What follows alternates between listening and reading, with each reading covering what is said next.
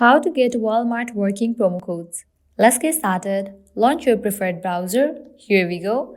Now type in Walmart promo code and search for it. With that, different website links will appear. You can just scroll down and check. All this website will provide you promo codes for Walmart. So go ahead and open any of these. For instance, I will be opening this one, Time Magazine. After you open it, you're gonna find great deals and offers. Just scroll down and check. $20 coupon, $5 coupon, likewise 50% off, 60% off, and so on. If you're interested in any of the coupon, all you have to do is click on this option of show coupon. Make sure you check the expiration date of the coupon code, whether it is valid or not.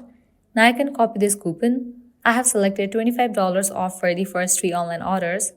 Now you can head towards the website of Walmart, make your order, and whenever you check out, apply this code and get the discount.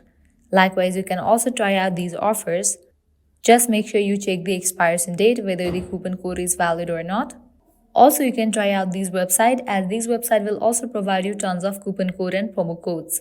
Well, that's a wrap for this video. This is how you can easily get Walmart working promo codes.